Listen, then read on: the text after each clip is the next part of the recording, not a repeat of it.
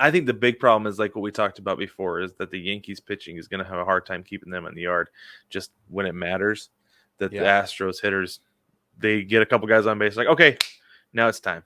Yeah. Right. Yeah, That's the and they only the need one or two guys on base because they don't do production hitting. They're not a hit for contact team. They're not stringing together base hits and stealing a bag. Like, that's not how they play baseball at all this year. Right. But they will periodically. Alex Bregman is the guy who's going to do that. Everybody else is going to hit home runs. Correct. Yep. And I think Jeremy Pena has shown that he has the ability to string together some base hits and be a production guy. But he also goes yard, and Bregman left the ballpark today. So he did. He went over the Crawford boxes in this game. Like, it almost hit the train. Oh, it hit that back wall. It hit that back wall with the archways. Yeah. And it was like towering. Like, it was mean. Well, he's capable of it. I mean, obviously, but the big story to me though is that Jose Altuve continues to struggle. He is. Let's just go straight in. Let's go straight in the LCS. Okay. Like, going into this game, he's been, I think I saw 0 for 16, 0 for 18 with 2 walks so far in the postseason.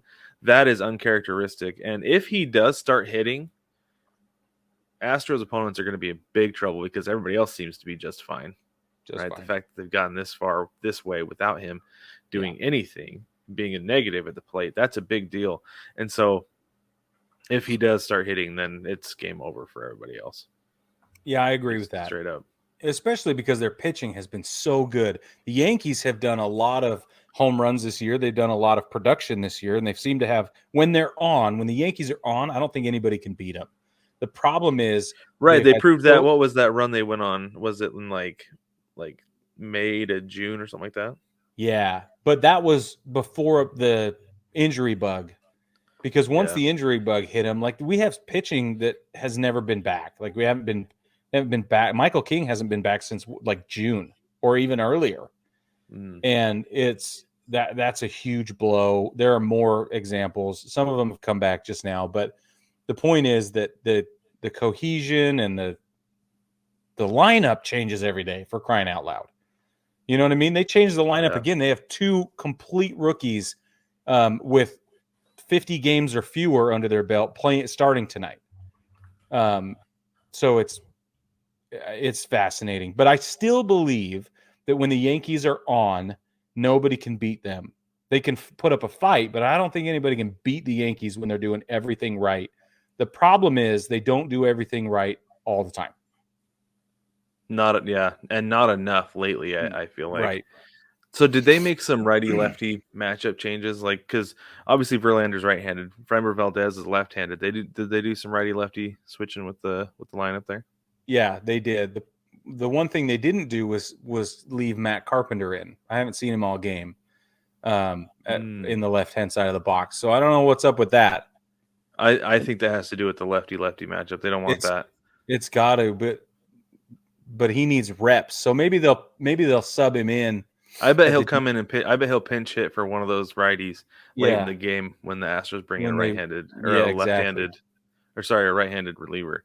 I think is what they're going to do. Yeah. But we have a rookie in left field and we have a rookie at shortstop right now.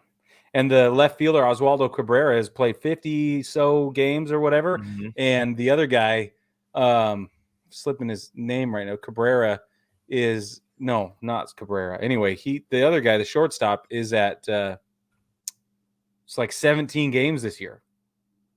And they're not all starts. So anyway. Yeah, it makes a big difference. And see, like, I'm not a big fan of adjusting your lineup for the lefty-righty matchups. I get it. I understand it. But I'm a big fan of getting guys reps. Yeah. Right? Like, early in the season, the Mariners started to play Dylan Moore over Adam Frazier when there was a left-handed pitcher. And I was like, Adam Frazier was an all-star last year. You don't sit all-stars against just because it's a righty-lefty matchup.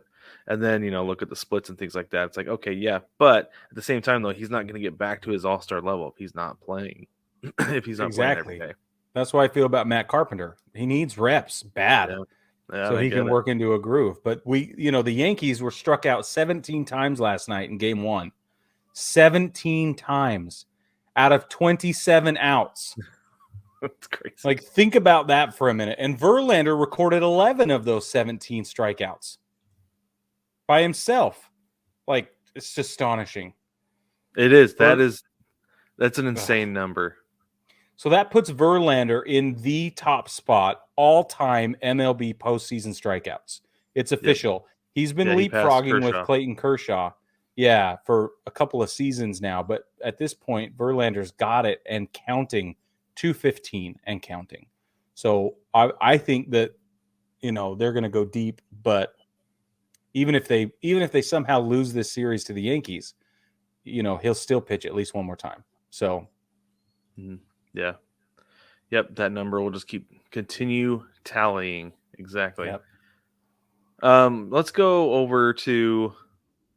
I mean, we kind of talked a little bit about Game 1. Do you have any other thoughts about Game 1, Brig? I mean, I didn't get to watch very much of it, but was there anything that the Astros did particularly well that you thought, other than Verlander's pitching? Was it just that was it? Verlander show? That was it. It was the Verlander show, and the Yankees left a bunch of runners in scoring position when they needed them. They left them on base and in scoring position. So did the Astros, but it ultimately came down to runners in scoring position that were just left on base. Missed opportunities. Verlander was struggling at the beginning. Certainly struggled in the first inning, struggled a little bit in the second inning, and the Yankees had plenty of opportunities to capitalize and take advantage, and they didn't. And that's really what it comes down to. Yeah. It's gonna be a problem for the Yankees if they can't convert those runners on base. Because like we said, the Astros, they convert them with home runs, and they do it like once, maybe twice a game. That's typically enough with their pitching. But the Yankees are gonna have to get they're gonna have to score multiple innings. So this is what's happened tonight, right? We have the Astros are up 3-2. They have a 3-run home run from Bregman to score all those runs. Yeah. The Yankees they've got both of those runs on small ball. It's all been base hit, bloopers, and line drives. That's it. Yeah. And Rizzo hit this punch out sacrifice up the first base line that was just a little bit like squibby, and it was just sneaky and went too slow. He walked right up there with it. Valdez comes up and grabs it and throws it to first. Made it just off. I mean, it was a decent throw for a first base for a 1-3 play, but it was garbage, and he still beat him. But that's how close. I mean, he literally had to wait for Rizzo to step over the ball so that he could reach down and grab it and throw him out. And but that moved the runners to score, and then it advanced the runner to third. And I'm all about it. But they're not hitting the long ball when they need to, and everybody thought they would. I don't know. Yeah. I don't know. They're in Houston, so the cold isn't affecting them. But yeah, no, it's interesting, and that Astros pitching is just so stinking good. It's really, really it's better. I feel like it's better this year than it has been in a very long time. Yeah, and that's part of the problem for a lot of teams.